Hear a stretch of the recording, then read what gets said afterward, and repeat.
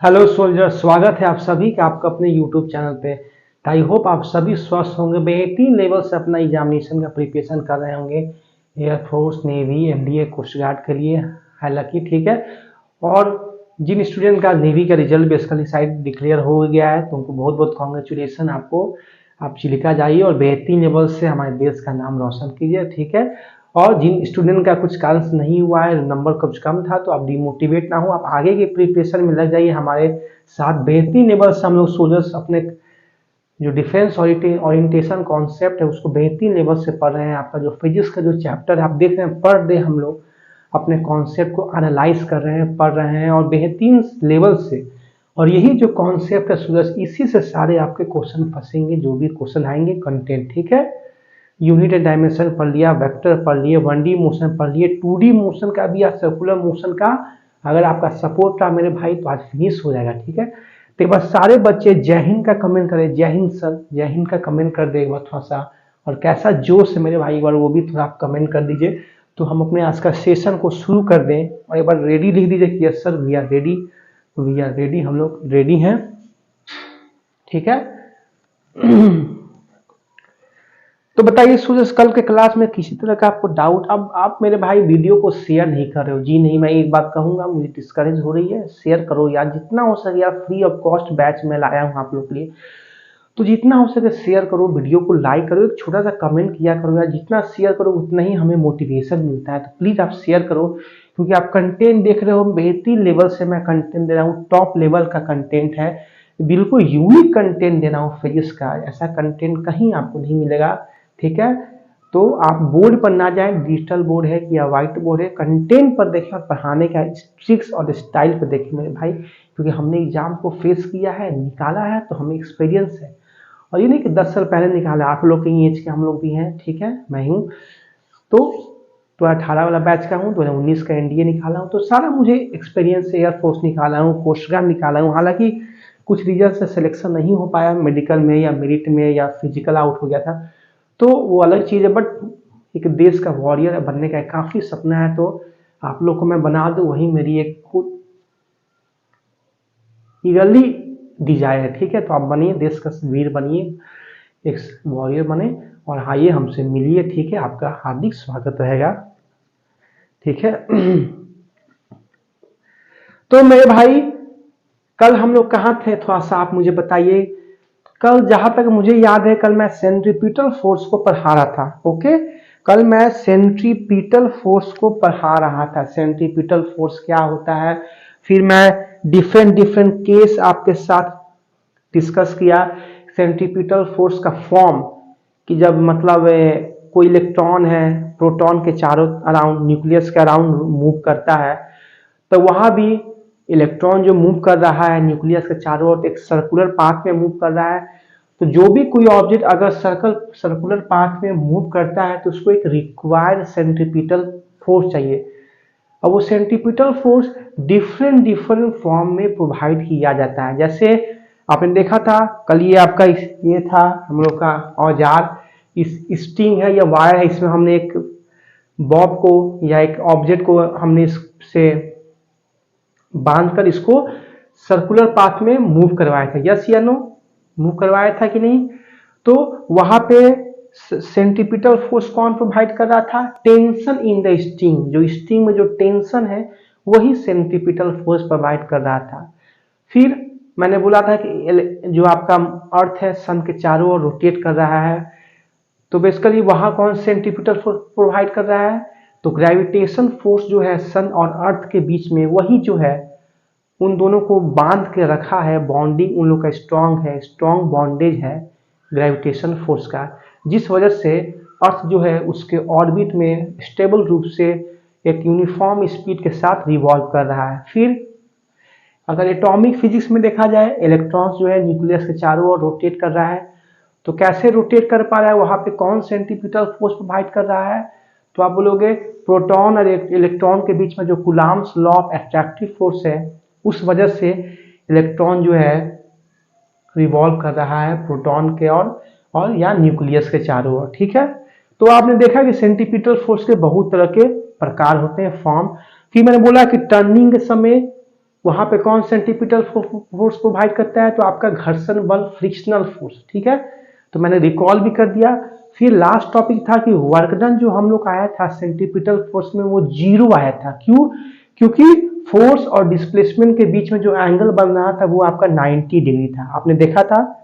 ठीक है, that means अगर कोई ऑब्जेक्ट सर्कल में मोशन कर रहा है, वहां पे जब उसको सेंट्रीपिटल फोर्स प्रोवाइड किया जाता है तो दैट मीन्स वो पार्टिकल कोई वर्क नहीं करता है। जैसे आपका इलेक्ट्रॉन न्यूक्लियस के चारों ओर रिवॉल्व कर रहा है, लगातार कर रहा है, बट हमने जब उसका वर्क डन निकाला तो कुछ वर्क डन ही नहीं आ रहा, मतलब कोई कार्य नहीं कर रहा है, तो झूठ मूठ का घूम रहा है बेचारा प्रोटॉन के चारों ओर।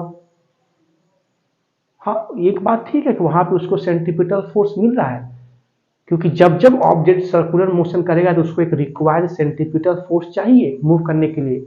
अब वो डिफरेंट डिफरेंट फॉर्म में उसको प्रोवाइड किया जाएगा सिचुएशन के अकॉर्डिंग, कैसा सिचुएशन है। ठीक है, कैसा केस है, कैसा सिचुएशन है, बट वर्क डन उसका 0 होगा, कोई वर्क डन नहीं होगा मेरे भाई। तो बताइए, यहां तक किसी तरह का डाउट है तो मुझे आप बताइए।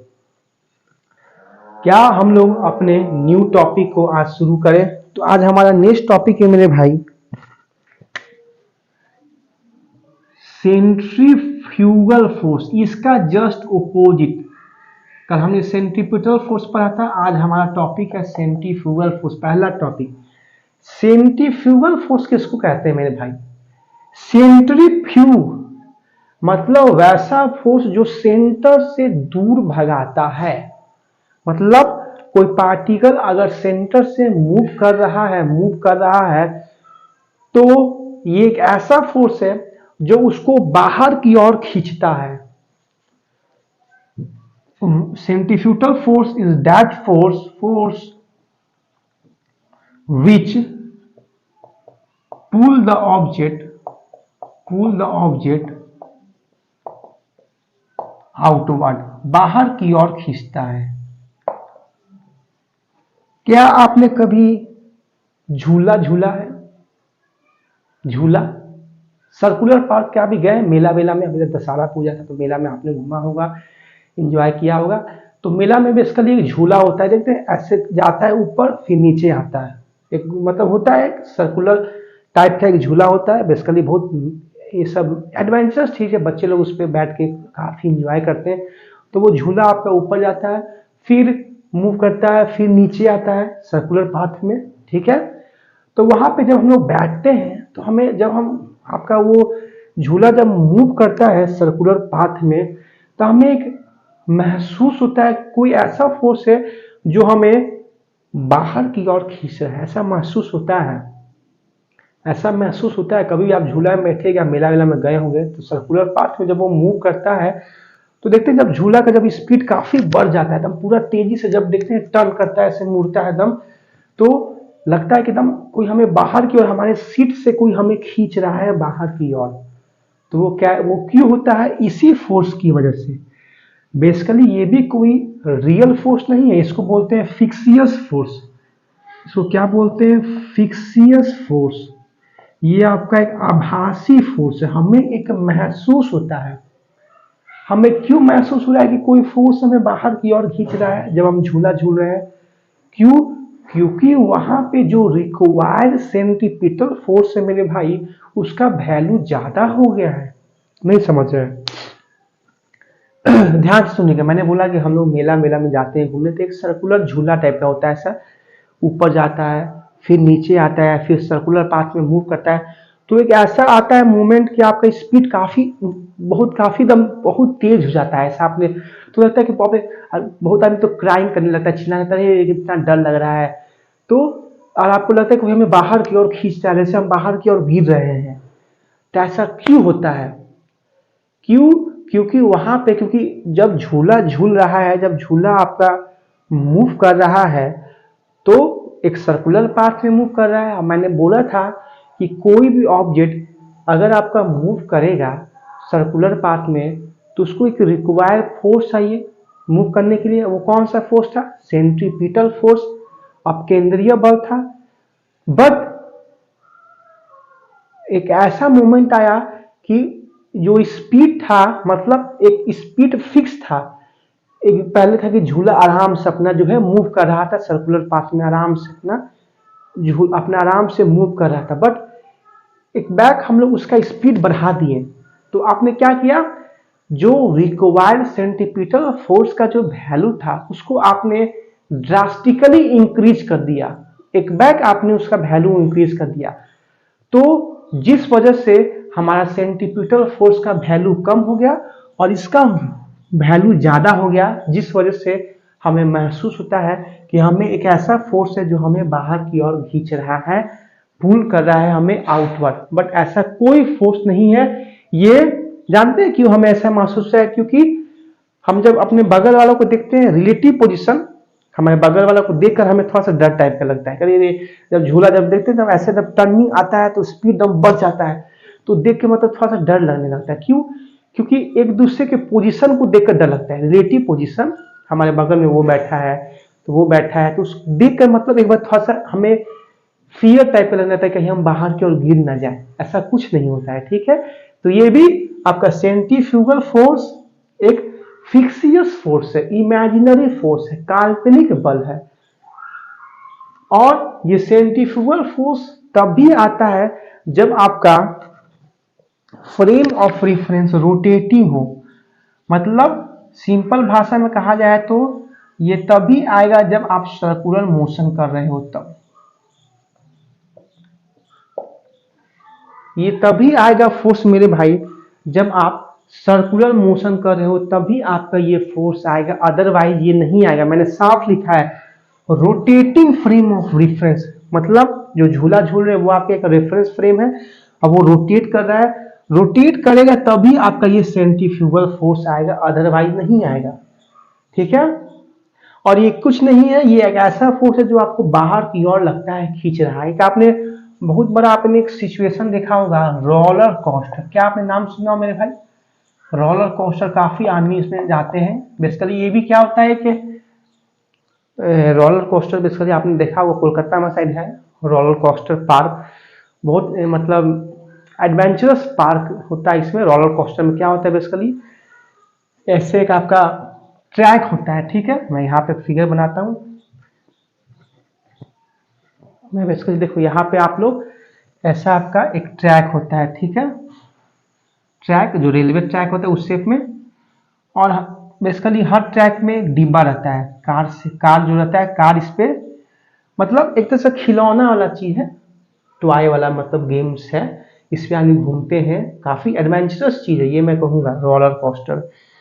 तो क्या है, एक मेटालिक आपका ट्रैक रहता है, इसके ऊपर क्या है, एक गाड़ी वो अटैच रहता है। इस कार पे 2 सीट रहते हैं, हर सीट पे 2-2 आदमी बैठते हैं और एक दूसरे से जो कार है कनेक्ट रहता है। फिर ये सर्कुलर शेप में होता है और बहुत दूर तक ये रेंज इसका रहता है। ये आपको ऐसे घूमता है, ये भी सर्कुलर मोशन करता है। ये बेसिकली वर्टिकल सर्कुलर मोशन करता है। कौन सा? वर्टिकल, ऐसे नीचे से ऊपर गया फिर घूम कर, मतलब कहीं ना कहीं ये भी जो होता है रोलर कोस्टर, ये भी आपका सर्कुलर मोशन ही करता है, ठीक है। कैसे करता है? रोलर कोस्टर क्या करता है? सर्कुलर मोशन करता है। अब इसका आगे का कॉन्सेप्ट जो है वो हम मैं दूंगा, वर्टिकल सर्कुलर मोशन जो पढ़ाऊंगा तब दूंगा, ठीक है। अब यहां से आप ये बात जानिए कि जो रोलर कोस्टर है, यहाँ भी सेंट्रीफ्यूगल फोर्स का काफी इन्फ्लुएंस देखने को मिलता है। तो इसका इन्फ्लुएंस मैं आपको आगे के क्लास में मतलब कुछ समय के बाद दूंगा, ठीक है। तो क्या आपको सेंट्रीफ्यूगल फोर्स आया मेरे भाई? समझ में आया? आप बोलोगे बिल्कुल सर समझ में आ गया सर। इसी तरह का डाउट है सोल्जर्स तो आप पूछ सकते हैं, क्योंकि सिलेक्शन के लिए स्ट्रैटेजी और टाइम मैनेजमेंट बहुत अर्जेंट, एक बहुत बेसिक नेसेसिटीज है। क्या? आपका टाइम मैनेजमेंट और सेकेंड चीज आपका स्ट्रैटेजी। 2 चीज अगर आप फॉलो करिएगा तो आपको बिल्कुल 100% सक्सेस मिलेगा। अब आइए नेक्स्ट टॉपिक देखा जाए। तो कल मैंने बोला था कि हम लोग को टर्निंग के समय, ये रोड है, रोड के मुड़ाव के समय हमें स्पीड को कम करना चाहिए, बोला था कि नहीं? क्यों करना चाहिए कम? क्योंकि अगर स्पीड तेज रखेंगे तो हम गिर सकते हैं, मुंह कान फट सकता है। बिल्कुल सही सी बात है, एक्सीडेंट हो सकता है। तो टर्निंग के वक्त हमें अपनी स्पीड को कम रखना चाहिए, क्योंकि जब हम टर्निंग पे मुड़ रहे हैं तो हमें एक रिक्वायर्ड सेंट्रीपिटल फोर्स मिलता है। टर्निंग के साथ तो एक सर्कुलर टर्निंग जब कर रहे हैं, जब हमारा व्हीकल है टर्न हो रहा है तो कहीं ना कहीं सर्कुलर पाथ में टर्न हो रहा है, तो वहां भी उसको एक रिक्वायर्ड सेंट्रीपिटल फोर्स चाहिए। और कौन वहां पे रिक्वायर्ड सेंट्रीपिटल फोर्स होता है? फ्रिक्शनल फोर्स, घर्षण बल होता है कि नहीं? टर्निंग के समय हमें कौन सेंट्रीपिटल फोर्स प्रोवाइड करता है? अब केंद्रीय बल, तो वो आपका होता है घर्षण बल, फ्रिक्शनल फोर्स हमें रिक्वायर करता है सेंट्रीपिटल फोर्स टर्निंग के वक्त। अगर टर्निंग के वक्त अगर हम अपना स्पीड को ज्यादा रखेंगे तो हमें रिक्वायर्ड सेंट्रीपिटल फोर्स का वैल्यू कम हो जाएगा और आपका सेंट्रीफ्यूगल फोर्स का वैल्यू ज्यादा हो जाएगा। टर्निंग के वक्त अगर रखा वहां पे लिखा रहता है टर्निंग है go to 20 kilometre per hour speed, इसी स्पीड से जाना है 20 किलोमीटर पर आवर से टर्निंग के वक्त। अब आप टर्निंग के वक्त रख रहे हो 60 के स्पीड में, 120 का स्पीड में, पूरा तेज का स्पीड में आप पूरा बाइक को मुड़ा रहे हो, तो क्या आपका एक्सीडेंट नहीं होगा? बिल्कुल हुआ, क्योंकि वहां पे स्पीड लिमिट लिख दिया गया है 20 किलोमीटर पर आवर टर्निंग के समय, और आप जा रहे हो 60 या 80 या 100 की स्पीड में, तो ये 20 किलोमीटर पर मीटर आवर क्या है मेरे भाई? यही एक रिक्वायर्ड सेंट्रीपिटल फोर्स है। इतना के रेंज में आप रखिएगा अपने बाइक को तो आपका बाइक गिरेगा नहीं और आपका एक्सीडेंट नहीं होगा। तो दैट मीन्स टर्निंग के वक्त हमें कौन सेंट्रीपिटल फोर्स प्रोवाइड करता है? Frictional force. फ्रिक्शनल फोर्स कैसे हुआ? टायर और व्हीकल के बीच में जो बल लग रहा है उसको बोल रहे हैं हम लोग फ्रिक्शनल फोर्स। यस या नो? आप बोलोगे बिल्कुल सर। तो टर्निंग के वक्त कौन सेंट्रीपिटल फोर्स प्रोवाइड किया जा रहा है? मैं बार बार रिपीट कर रहा हूँ कि आप उसको समझिए, फ्रिक्शनल फोर्स। अब आपने क्या किया कि इस फ्रिक्शनल फोर्स का वैल्यू है 20 kilometre per our. Suppose that ये जो स्पीड जो लिमिट रखा गया है वो क्या है? एक तरह से फिजिक्स का भाषा में समझा जाए तो ये जो स्पीड लिमिट है कहीं ना कहीं वो आपका एक रिक्वायर्ड सेंट्रीपिटल फोर्स है कि इस स्पीड से जाएगा तो आपका एक्सीडेंट नहीं होगा टर्निंग के वक्त। अब आपने स्पीड बढ़ा दिया 120, तो क्या जो अब आपको रिक्वायर्ड सेंट्रीपिटल फोर्स दिया जा रहा है फ्रिक्शनल फोर्स के द्वारा ये स्पीड, तो वो तो स्पीड का ये लिमिट है। अब आप इस लिमिट से क्रॉस कर गए तो अब वहां पे सेंट्रीपिटल फोर्स भी हार मान जाएगा, बोलेगा नहीं भाई, फ्रिक्शनल फोर्स कहेगा नहीं भाई मेरा तो लिमिट था 20 किलोमीटर पर आवर से, आपने अपना स्पीड कर दिया 120। वहां पे आ जाएगा सेंट्रीफ्यूगल फोर्स, वो क्या करेगा? बाहर की ओर आपको ढकेल देगा, बस बाहर की ओर गिर जाइएगा, मुंह कान फट जाएगा, बस दिमाग सही आ जाएगा, ठिकाना लग जाएगा। तो अब क्वेश्चन उठती है कि सर हमें कितना वेलोसिटी रखना चाहिए, कितना वेग से हमें टर्निंग के वक्त मूव करना चाहिए? तो आप बोलोगे सर ये भी निकलता है क्या सर, इसका भी मैथमेटिकल फॉर्मूला? जी हाँ, कितना वेलोसिटी रहना चाहिए हम लोग के टर्निंग के वक्त, ये तो हर जगह लिखा नहीं रहता है। 20 kilometre per hour speed limit कहीं कहीं लिखा रहता है, बट एक हम लोग को अपने भी माइंडसेट रखना चाहिए कि कितना वेलोसिटी से हम टर्निंग के वक्त मुड़े कि हमारा व्हीकल का एक्सीडेंट ना हो और हमें एक रिक्वायर्ड सेंट्रीपिटल फोर्स मिले। तो आइए अब नेक्स्ट टॉपिक हमारा यही रहेगा,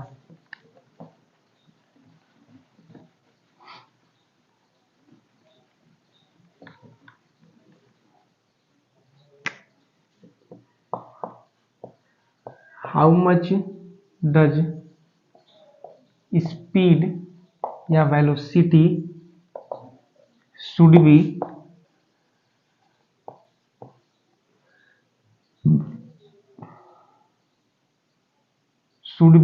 used by the rider during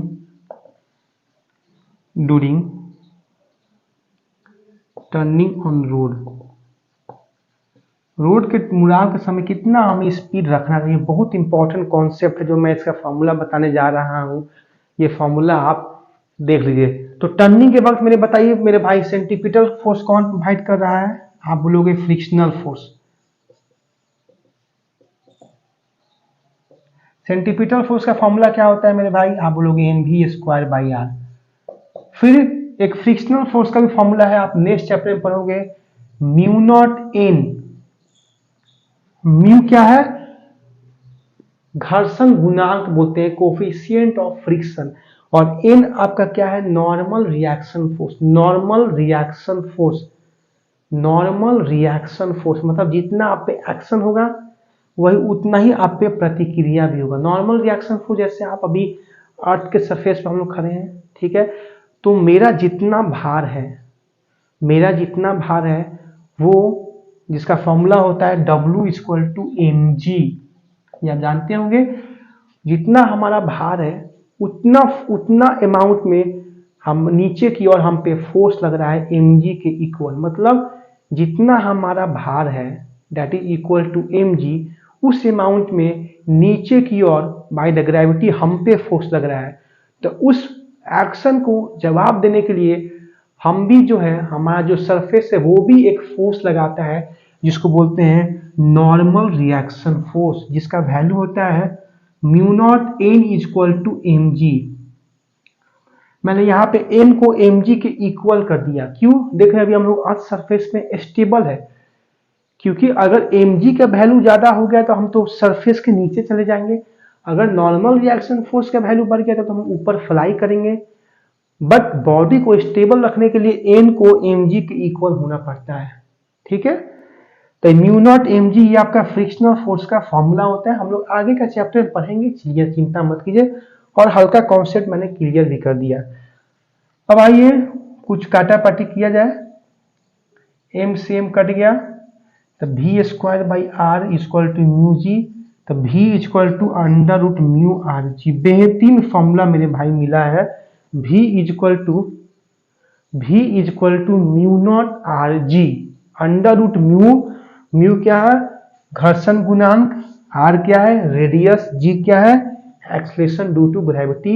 free form में मैंने काफी अच्छा से डिस्कस किया था gravity, acceleration due to gravity क्या है, ग्रेविटेशनल फोर्स किसको कहते हैं। मतलब इस स्पीड से अगर हम लोग रोड पे टर्निंग के समय मुड़ाव करेंगे तो इतना स्पीड में रखेंगे वैल्यू को, तो हमें रिक्वायर्ड सेंटीपीटल फोर्स भी मिलेगा और हमारा एक्सीडेंट भी नहीं होगा। तो ये फॉर्मूला पे आपका न्यूमेरिकल भी आता है और क्वेश्चन भी पूछा जाता है और ऑप्शन दिया रहता है, 4 ऑप्शन आपको चूज करना रहता है। तो क्या वेलोसिटी होगा during the turning of road? Under root mu r g, under root mu r g, under root mu r g. तो क्या ये समझ में आया? अब आइए नेक्स्ट कॉन्सेप्ट देखा जाए।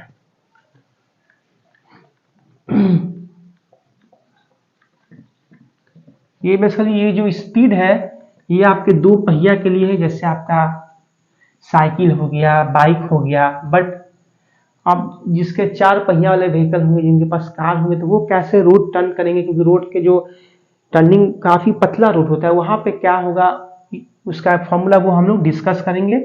एक टॉपिक होता है banking on the road, banking of the road.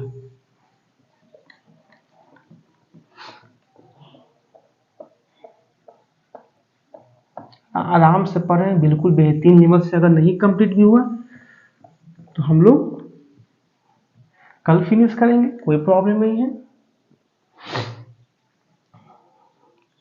अब नेक्स्ट टॉपिक हमारा रहेगा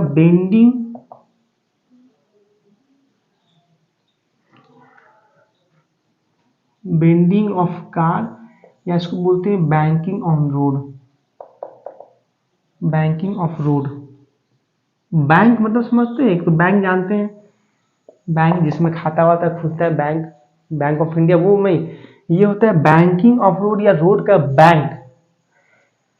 आपने बहुत रोड देखा होगा जो कुछ ऊपर से उठे हुए रहते हैं, कुछ ऐसे रोड होते हैं जो एक साइड से उठे हुए रहते हैं। आप देखना गूगल पे, आप जब डालोगे animation of banking of road आएगा, तो एक जो सरफेस है रोड का वो बैंक रहता है, काफी जो है उसका जो लैटरल सरफेस होता है मेरे भाई, वो उसका जो सरफेस होता है ऊपर से उठा हुआ रहता है, उसका ऐसे रहता है बैंकिंग।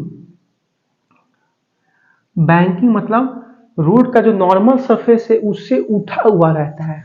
जैसे देखो इसका भी बेहतरीन फॉर्मूला आएगा, आप देखिएगा। मान के चलिए ये आपका रोड है, ठीक है। ये आपका क्या है? ओरिजिनल रोड है। अब क्या कर रहे हैं? रोड को ही उठा दे रहे हैं। क्यों? क्योंकि अब हमें कार को बेंड करवाना है। अभी तक तो हमने पढ़ा व्हीकल हो, दो पहिया मतलब कार, बाइक, स्कूटी, आपका साइकिलिस्ट, वो सब के लिए वो स्पीड था कितना वेलोसिटी से मूव करना चाहिए, तो under root mu r g. ये टॉपिक है बैंकिंग ऑफ रोड। तो यहाँ पे जो बड़े बड़े जो है व्हीकल्स है, चार पहिया वाले, फोर व्हीलर वाले, कार हो गए, ट्रक हो गए, ये सब के लिए बेसिकली बात कर रहे हैं। तो क्या होता है इनमें टर्निंग के समय तो वो वेलोसिटी फेल हो जाएगा, क्योंकि वो कैसे मुड़ाएंगे, उनका सरफेस एरिया ज्यादा रहता है, रोड भी काफी पतला रहता है। तो उस केस में हम लोग क्या करते हैं मेरे भाई, रोड को ही उठा देते हैं। रोड का एक सरफेस को देख रहे हैं, ये नॉर्मल रोड है, इसका एक सरफेस को हमने सरफेस को देख रहे हैं, सॉरी, ये आपका ओरिजिनल सरफेस है, ओरिजिनल रोड है, इसको मैंने ओरिजिनल लेवल से देख रहे हैं इस हाइट पर उठा दिया है। इसी को बोलते हैं रोड का बैंक होना, उसके नॉर्मल से उसके लेवल से उसको उठा देना, वही आपका बैंकिंग ऑफ रोड हो जाएगा। तो यहाँ पे हम सारा आप देखेंगे कितना वेलोसिटी होना चाहिए, कितना एंगल से वो मूव करे, सारा प्रोसेस हम लोग डिस्कस करेंगे। सपोज यहाँ पे कोई आपका व्हीकल है, कार है, ठीक है, तो एक पढ़िएगा आप Newton's law of motion, FBD बोलते हैं, आपने क्लास 11 में पढ़ा भी होगा। फ्री बॉडी डायग्राम मतलब किसी फ्री बॉडी डायग्राम बताता है कि इस ऑब्जेक्ट पर कितना कितना फोर्स लग रहा है और किधर लग रहा है। तो ये इस रोड पे जो रोड उठा हुआ है, इस पे आपका कार है, ठीक है, तो इसके ऊपर सबसे पहले नीचे की ओर लगता है mg, ये तो हर एफबीडी में आता है mg।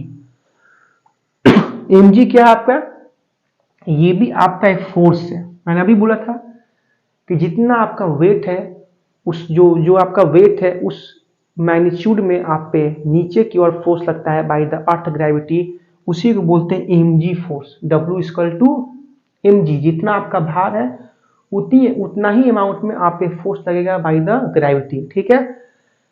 तो फिर इस पे जब फोर्स लगा तो रोड सरफेस है वो भी फोर्स लगाएगा ऊपर की ओर, जिसको बोलते हैं नॉर्मल रिएक्शन फोर्स n, जिसको क्या बोलते हैं मेरे भाई, n बोलते हैं। बट इस केस में आप देख रहे हैं कि रोड का सरफेस है वो उठा हुआ है, तो डैट मीन्स यहाँ पे जो नॉर्मल फोर्स भी आएगा वो मैंने डॉटेड लाइन से दिखा दिया हूं ऐसे, ये आपका नॉर्मल है n डैश, ठीक है। ये आपका n कब था, जब आपका रोड प्लेन था, बट इस केस में रोड उठा हुआ है, तो जो उठेगा तो कुछ एंगल से उठेगा, तो डेट मीन्स थीटा एंगल से आपका उठा हुआ है रोड n, ठीक है। अब आइए, अगर ये थीटा है तो ये भी थीटा हो जाएगा, देख रहे हैं, ये अगर थीटा है तो ये थीटा है। बताइए क्लियर आपको शो हो रहा है कि नहीं फिगर, ठीक है, देख रहे हैं। अगर ये आपका थीटा है तो ये भी थीटा हो जाएगा, मैथमेटिक्स पैरेलल, ये थीटा तो ये भी थीटा। और मैंने वेक्टर में बताया था, बोला था कि हर टॉपिक एक दूसरे से लिंक होता है। जिसके साथ कोई वेक्टर है, अगर जिसके साथ थीटा बनाता है तो उसको बोलते हैं mg cos थीटा, और उसके परपेंडिकुलर वाला साइड होता है mg sin थीटा। मैंने बोला था कि नहीं, रिजोल्यूशन ऑफ वेक्टर आप देखिएगा टॉपिक, वेक्टर का रिजोल्यूशन या वेक्टर का कंपोनेंट, तो ये आपका हो जाएगा mg cos थीटा, ठीक है। ये आपका क्या हुआ, mg cos थीटा हुआ कि नहीं, ये देख रहे हैं थीटा बन रहा है mg cos थीटा आपका हो गया, और इधर के लिए आपका परपेंडिकुलर लग जाएगा mg sin थीटा, ठीक है। यस या नो, यहां तक बताइए किसी तरह का डाउट है, या आपने वेक्टर का रिजोल्यूशन कर दिया है mg का।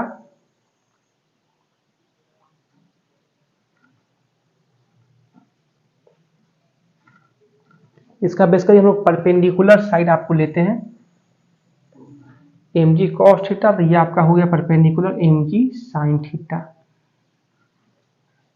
ठीक है। आइए देखिए, नॉर्मल रिएक्शन फोर्स का भी अगर कंपोनेंट ले ले तो ये आपका हो गया n cos थीटा, जिसके साथ थीटा बना रहा है, और इसका परपेंडिकुलर हो गया n sin थीटा। ये तो हमने वेक्टर रिजोल्यूशन में ही क्लियर कर दिया था, इसीलिए बोला था कि हर टॉपिक एक दूसरे से लिंक होता है। अब मुझे बताइए, इस बैंकिंग रोड में कार जो है स्टेबल पोजीशन पे है, तो स्टेबल पोजीशन होने का मतलब है कि n cos थीटा जो है वो आपका इक्वल है mg का, यस या नो। n cos थीटा जो है वो mg का इक्वल होगा कि नहीं, अगर अनइक्वल हो गया तो गाड़ी हवा में उड़ने लगेगा, और अगर mg का वैल्यू बढ़ गया तो गाड़ी नीचे चला जाएगा, तो वैसा है नहीं, गाड़ी स्टेबल पे है इस बैंक रोड पे, तो n cos theta m g के इक्वल होगा। फिर इसको भी इक्वल कीजिए, जो आपका एन साइन थीटा है वो आपका एम जी के इक्वल हो जाएगा कि नहीं। एन साइन थीटा ये वाला जो कंपोनेंट है वो भी आपका एम जी का इक्वल हो जाएगा। यस या नो?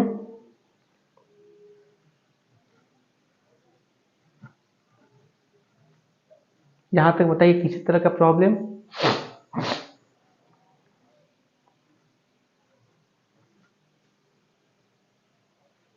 या तो हम लोग इसको दूसरे फॉर्म में भी लिख सकते हैं, ऐसे भी देखिए लिख सकते हैं।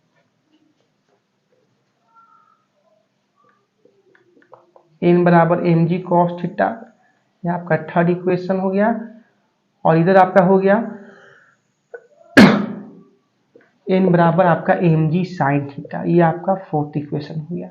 इसके लिए हम लोग क्या कर रहे हैं, जितने सारे वेक्टर का हमने कंपोनेंट लिया है सारे को इक्विलिब्रिएट कर रहे हैं, इक्वल कर रहे हैं। ठीक है, ठीक है, यहां तक किसी तरह का प्रॉब्लम? तो बेसिकली हम लोग टॉपिक क्या पढ़ रहे हैं, बैंकिंग ऑफ द रोड है। ये सब जो है मैंने आपको रिजोल्यूशन और उसका वेक्टर का कंपोनेंट करके इक्वल करके, तो जो आपका एक फॉर्मूला आता है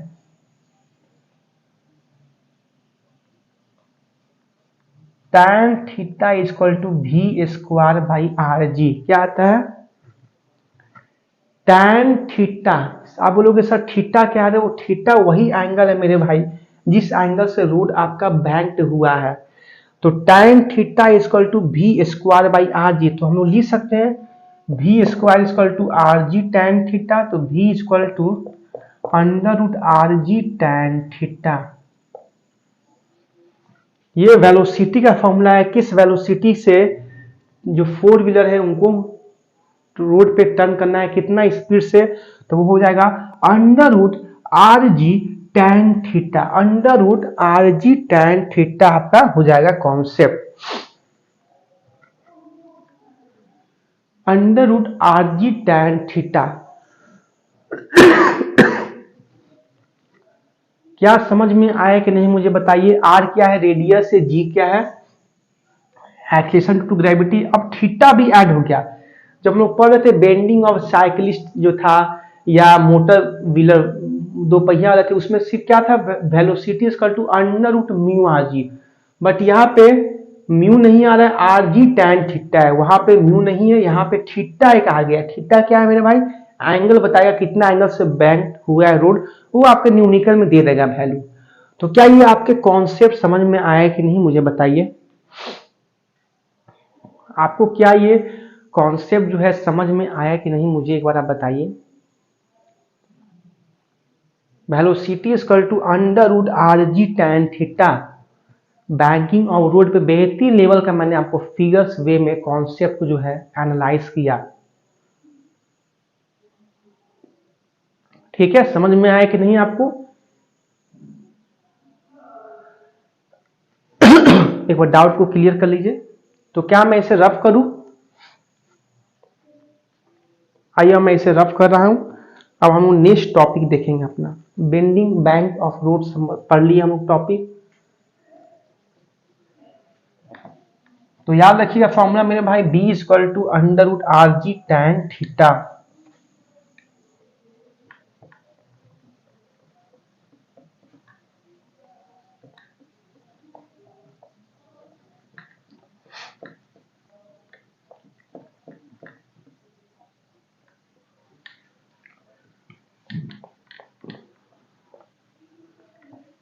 अब हमारा देखते हैं नेक्स्ट टॉपिक क्या है जो कि मोस्ट इंपॉर्टेंट है।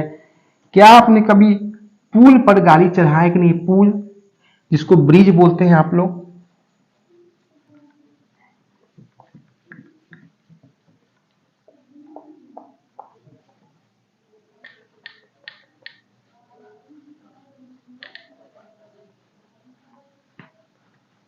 देखिए साइकिलिस्ट वाला के लिए भी यही केस है, अगर कोई पूछता बेंडिंग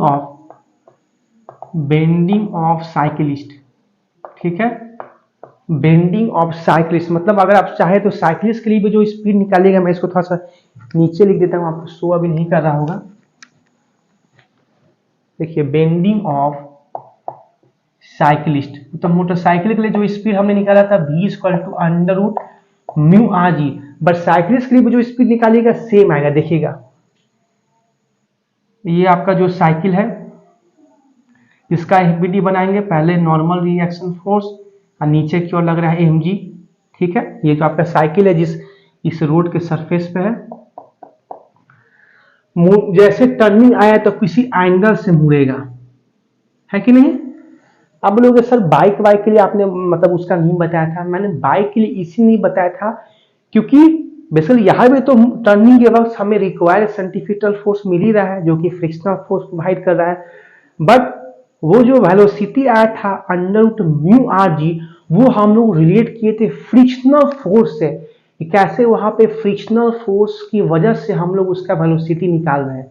बट ये सब जो केस हम लोग देख रहे हैं मेरे भाई, ये सब सारा केस में हम लोग एफबीडी से चल रहे हैं, एफबीडी से, जहां पे म्यू का रोल नहीं आएगा, फ्रिक्शनल फोर्स का रोल नहीं आएगा, यहाँ पे एंगल इंक्लाइनेशन का रोल और कॉन्सेप्ट आ रहा है। तो थीटा एंगल से मूव किया तो ये आपका हो गया, जिस एंगल से आपका मुड़ा टर्निंग किया, ये आपका हो गया एन कॉस थीटा। हो गया कि नहीं मुझे बताइए, ये आपका एन कॉस थीटा हो गया कि नहीं, और इस साइड आपका एन साइन थीटा हो जाएगा, ठीक है। अब एन कॉस थीटा बैलेंस करेगा एम जी को, एन कॉस थीटा बराबर वैल्यू इक्वेट करेगा एम जी को, फिर यहां पे एन साइन थीटा किसको इक्वेट करेगा मुझे बताइए। ऊपर तो n cos theta m g को इक्वेट कर दिया क्योंकि गाड़ी ना हवा में उड़ रहा है ना नीचे की ओर जा रहा है, तो दोनों इक्वेट है।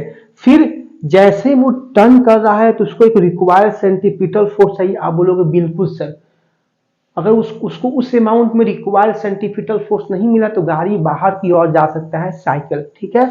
तो दैट मीन्स बाहर की ओर लग रहा है उसी अमाउंट में m we square by r, मतलब इतना हमें रिक्वायर्ड जो है एक सेंट्रीपिटल फोर्स, एक रिक्वायर्ड सेंट्रीपिटल फोर्स हमें चाहिए, ठीक है। ये तो हमने एन का कंपोनेंट ले लिया।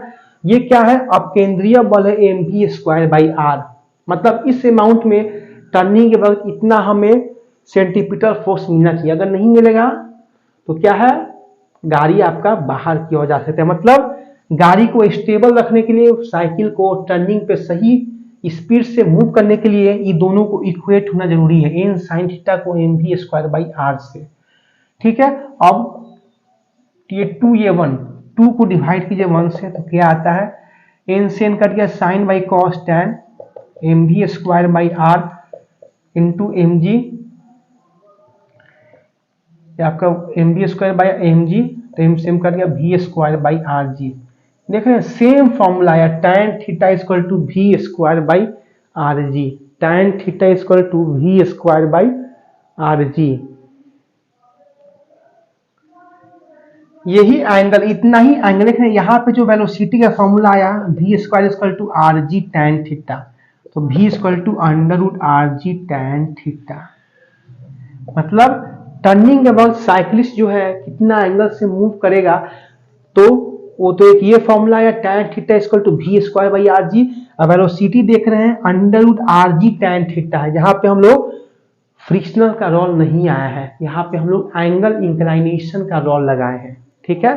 तो कैसे आप देख रहे हैं, बेंडिंग के वक्त हर कॉन्सेप्ट को हम लोग लेके चल रहे हैं। एक केस हमने लिया जहां पे जो टर्निंग के वक्त कौन सेंट्रीपिटल फोर्स प्रोवाइड करता है, वो आपका फ्रिक्शनल फोर्स, जो जिसका हमने फॉर्मूला यूज किया म्यू इंटू एन, वहां से हमने वेलोसिटी कैलकुलेट किया under root mu r g. फिर लिया कि कुछ ऐसे व्हीकल है 4 व्हीलर जिसको टर्निंग के वक्त काफी प्रॉब्लम होता है, वहां पे कितना उसको स्पीड होना चाहिए, तो उसके लिए क्या किया, हमने रोड को ही बैंक कर दिया, एक लेवल से उसको उठा दिया।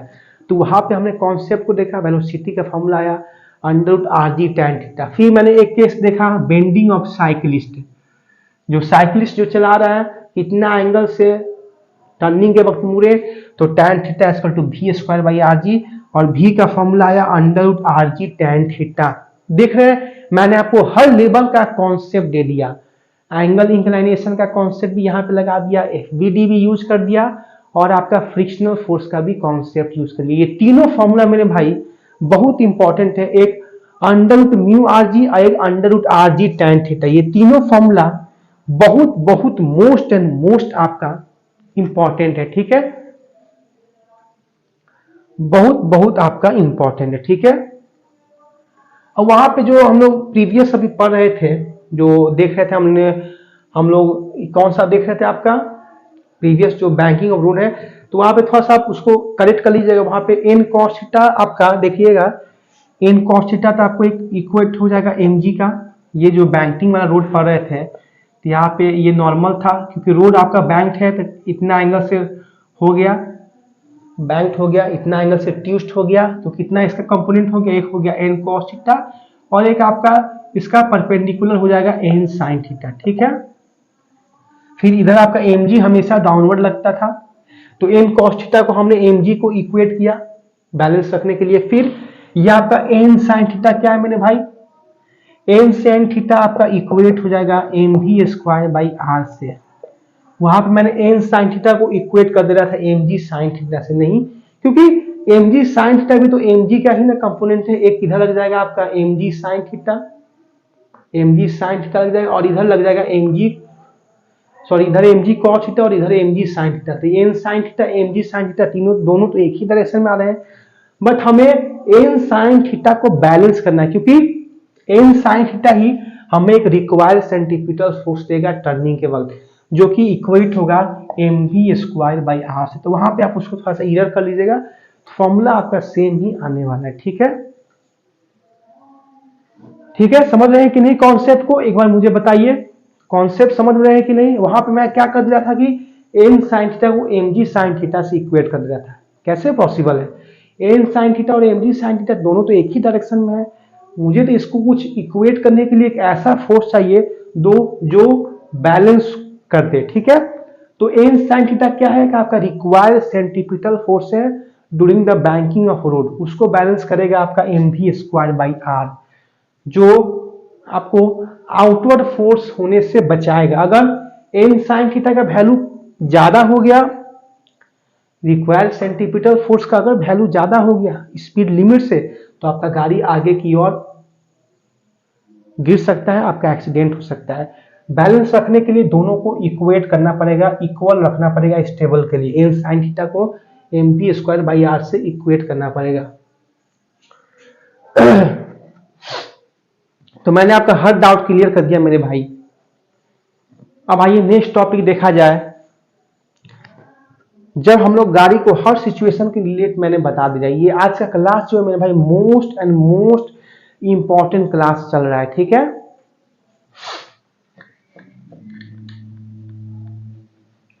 अब हमारा नेक्स्ट टॉपिक है, जब हम लोग गाड़ी को पुल पर चढ़ा रहे हैं, ब्रिज पर चढ़ा रहे हैं, तो क्या क्या केस देखने को मिलेगा, ठीक है।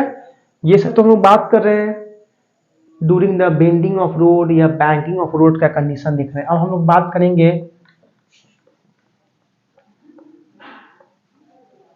उसके पहले मैं आपको कुछ एक दो पॉइंट लिखवाना चाह रहा हूँ इंपॉर्टेंट, उसको आप नोट डाउन कर लीजिए, जिससे आपके एग्जाम में क्वेश्चन आए हुए हैं, वही पॉइंट को मैं लिखवाने जा रहा हूँ, ये कॉन्सेप्ट है, ठीक है।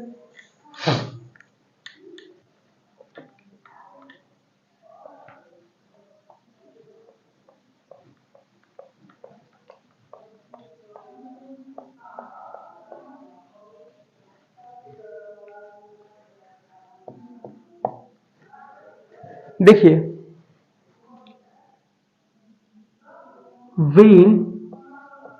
when car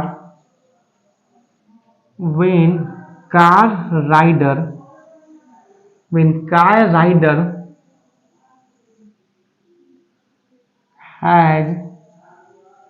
has used more speed than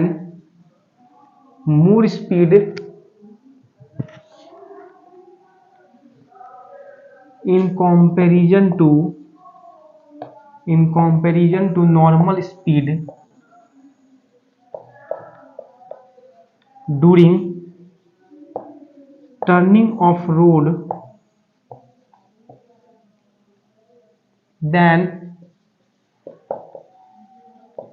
in this situation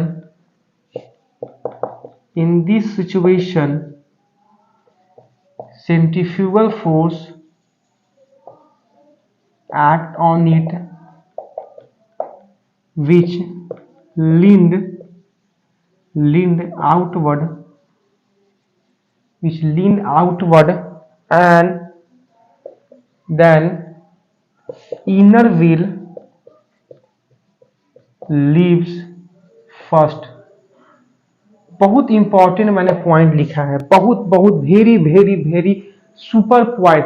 जब कार राइडर है जो कार चला रहा है, टर्निंग के वक्त अगर उसका स्पीड नॉर्मल फोर्स से ज्यादा है, मतलब आपने देखा कि जब टर्न कर रहे हैं तो जो एन साइन थीटा का वैल्यू है, अगर उस एन साइन थीटा का वैल्यू आप ज्यादा रख रहे हो तो आपके ऊपर सेंट्रीफ्यूगल फोर्स तब वर्क करने लगेगा और आपका गाड़ी बाहर की ओर पुल हो जाएगा आउटवर्ड, और इस वेक्स में एक्सीडेंट भी हो जाएगा। और जब बाहर की ओर आउटवर्ड आपका पुल होगा, उस केस में जो अंदर का जो पहिया है वो सबसे पहले ग्राउंड को छोड़ता है। Inner wheel leaves the first, then बाद में सारे पहिया आपके ग्राउंड से बाहर हट जाते हैं। मतलब गाड़ी जब एक्सीडेंट का जब केस आता है, उस सिचुएशन की मैं बात कर रहा हूं, तो वहां पे इनर व्हील जो होता है सबसे पहले ग्राउंड को छोड़ता है। जब हमारा स्पीड एन साइन थीटा का जो वैल्यू था वो अगर ज्यादा, मतलब ज्यादा हो गया, तो हम पे सेंट्रीफ्यूगल फोर्स काम होगा। सेंट्रीफ्यूगल फोर्स का काम ही है कि बाहर गाड़ी को बाहर की ओर खींच देगा और आपका एक्सीडेंट हो जाएगा। तो उस केस में inner wheel leaves the first ground. ये बहुत ही इंपॉर्टेंट कॉन्सेप्ट है, very very very important. IAF, coast guard, NDA, बहुत इंपॉर्टेंट पॉइंट है जो मैंने लिखवाया है, ठीक है। एक और केस होता है, एक आपका होता है आइस स्केटर। देखते हैं जो बर्फ पे जो स्केटिंग करते हैं ऐसे ऐसे, तो अभी देखते हैं टर्निंग के वक्त जो है अपना स्पीड को कम कर लेते हैं आइस स्केटर सब। अगर नहीं स्पीड करेंगे तो वो फिसल जाएंगे। तो वो भी सब इसी का सिचुएशन को देखने को मिलता है। तो ये आप इसको पॉइंट को नोट डाउन कर लीजिए।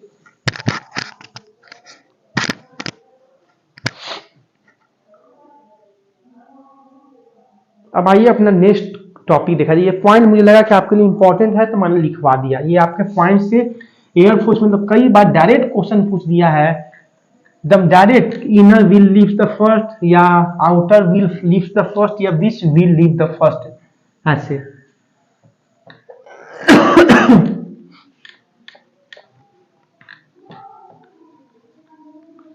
लगता है कि आज नहीं कंप्लीट हो पाएगा क्योंकि हमने प्रॉपर टाइम दे रहे हैं हर टॉपिक पे। लग रहा है कल का क्लास और लगाना ही पड़ेगा, नहीं तो मुझे मालूम था कि कल मैं प्रोजेक्टाइल मोशन शुरू कर देता। ओके, कोई प्रॉब्लम नहीं है, आपको समझा कर मुझे चलना है, कोई हड़बड़ी नहीं है, ठीक है।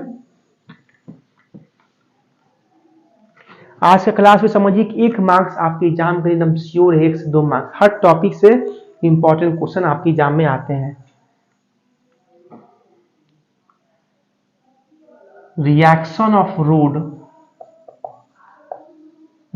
ऑफ रोड ऑन कार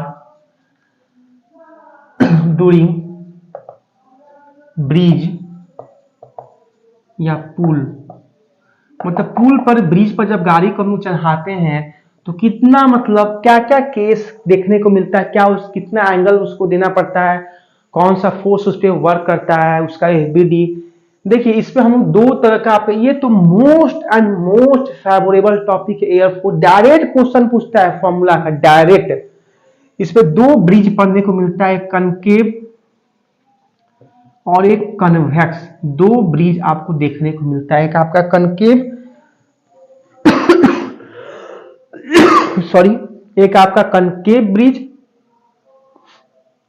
और एक आपका कन्वेक्स ब्रिज। दोनों ब्रिज से डायरेक्ट क्वेश्चन पूछता है। देखिए ये आपका हो गया कनकेव ब्रिज, ठीक है। देख रहे हैं, अगर इसको भी आप पूरा कीजिएगा तो एक तरह का सर्किल ही बन रहा है, कनकेव ब्रिज भी। सपोज ये कनकेव ब्रिज पे यहाँ पे कोई कार है, पहले इसका एफपीडी बनाते हैं तो नॉर्मल रिएक्शन फोर्स लग रहा है, और नीचे की ओर आपका लगता है एमजी। ये तो एकदम बिल्कुल mg का डायरेक्शन हमेशा डाउनवर्ड होता है मेरे भैया। ये क्या ऊपर क्या लग रहा है, नॉर्मल रिएक्शन फोर्स, जितना आप पे एक्शन हो रहा है उसी अमाउंट में अर्थ सरफेस के द्वारा आप रिएक्शन भी लग रहा है ऊपर की ओर n और नीचे mg, ठीक है। अब क्या हमने किया कि किसी एंगल पे इसको मूव कर दिया, मतलब गाड़ी ऊपर की ओर ले जा रहे हैं तो कहीं ना कहीं मूव करेंगे, मतलब किसी ना किसी एंगल से हमने इसको घुमा दिया, थीटा एंगल से, ठीक है। थीटा एंगल से हमने घुमा दिया, तब देखिए क्या क्या चीज देखने को हमें मिलेगा। तो ये भी आपका थीटा हो जाएगा, तो ये आपका हो गया एक mg cos थीटा, और एक इधर कंपोनेंट हो जाएगा आपका mg sin थीटा, ठीक है। इसका कंपोनेंट हो गया n cos थीटा, ये आपका उधर हो गया n sin थीटा, ठीक है। ये मैंने वेक्टर का कंपोनेंट कर दिया, ठीक है। अब बताइए कार जो है इस कनकेव ब्रिज पे, ये जो ब्रिज बोलते हैं ये शेप का, ये कनकेव ब्रिज है, ठीक है। ये आपका कौन सा शेप में है, और नीचे की ओर एक और फोर्स लगता है mv²/r। मैं सारा चीज को डिस्कस कर रहा हूं, ठीक है। देखिए ये आपका कनकेव ब्रिज है, कार यहाँ पे है, इसका मैंने एक बीडी बनाया कि ऊपर की ओर लग रहा है। एक मिनट फोन बज रहा है, मैं इसको थोड़ा सा कट कर दूं, एक मिनट।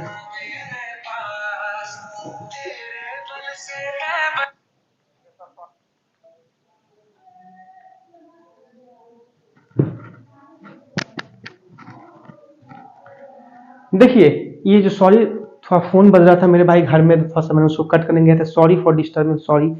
तो देख रहे हैं ऊपर ये जो कार है इस कनकेव ब्रिज में है, तो मैंने इसका एफपीडी बनाया। ऊपर लग रहा है आपका नॉर्मल रिएक्शन फोर्स, नीचे लग रहा है mg, फिर मैंने सबका कंपोनेंट बना दिया मेरे भाई, आप देख सकते हैं। बस कुछ नहीं है, वेक्टर का कंपोनेंट बनाया जिसके साथ थीटा है वो n cos थीटा हो जाएगा, और उसका परपेंडिकुलर साइड साइन थीटा हो जाता है। बस यही तो हमने पढ़ा था वेक्टर कंपोनेंट में, पढ़ा है कि नहीं।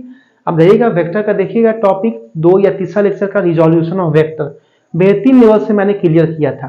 अब आइए, ये जो कार है हवा में तो उड़ नहीं रहा है ना नीचे जा रहा है, that means n cos theta आपका ये जो नॉर्मल रिएक्शन फोर्स है वो कहीं ना कहीं mg cos थीटा को इक्वेट करेगा, बिल्कुल करेगा।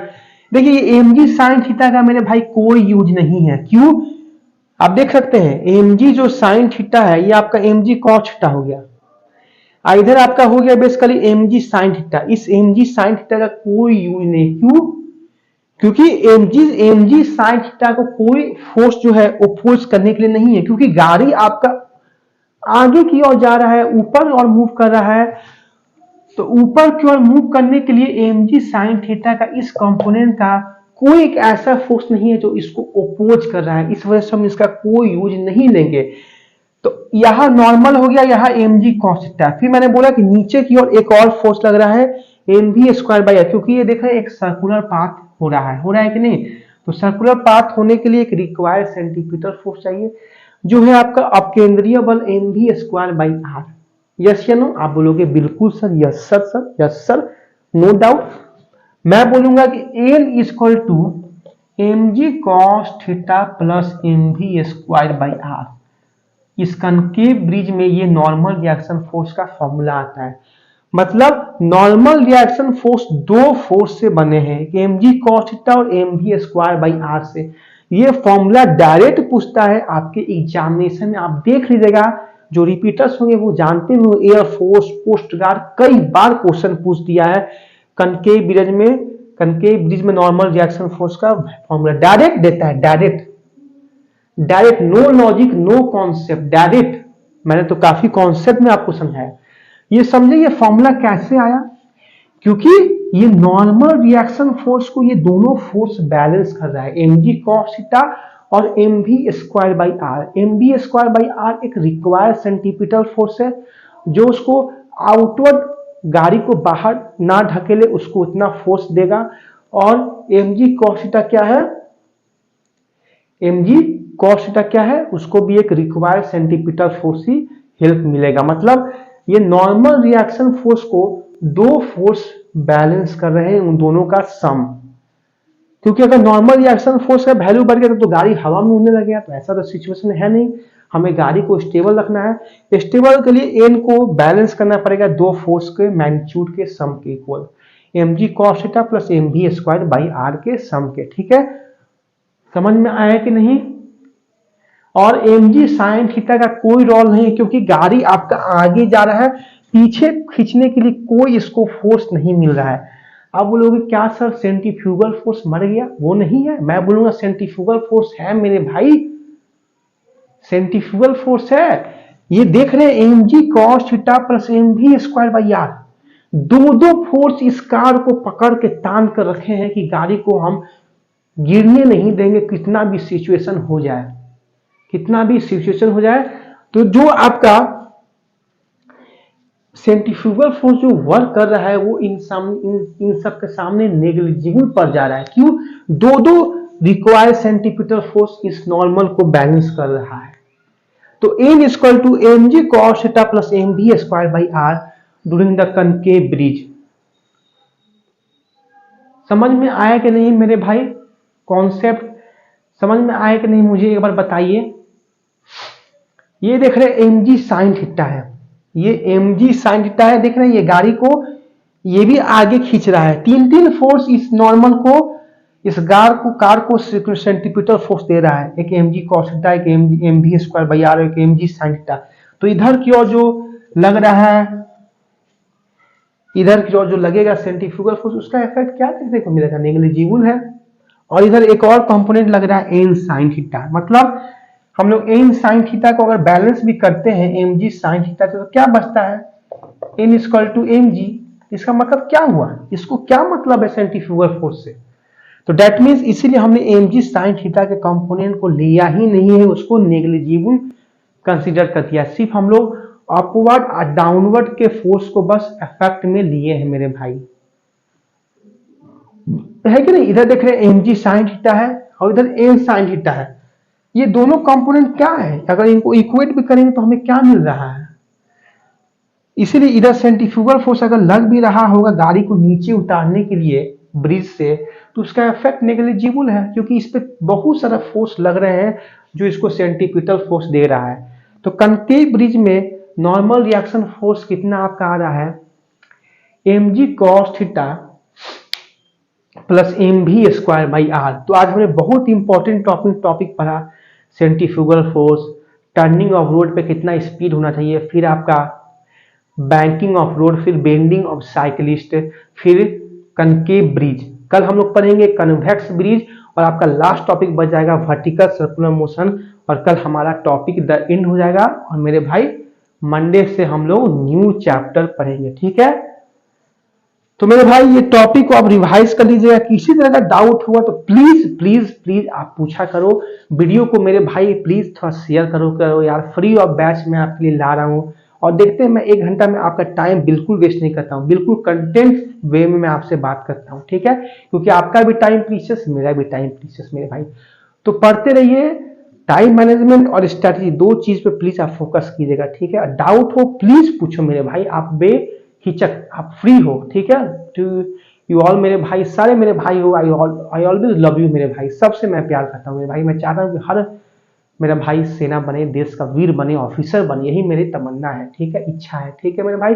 तो पढ़ते रहिए, स्वस्थ रहिए, खाते पीते रहिए, खेलते रहिए। बाय बाय, जय हिंद सोल्जर्स।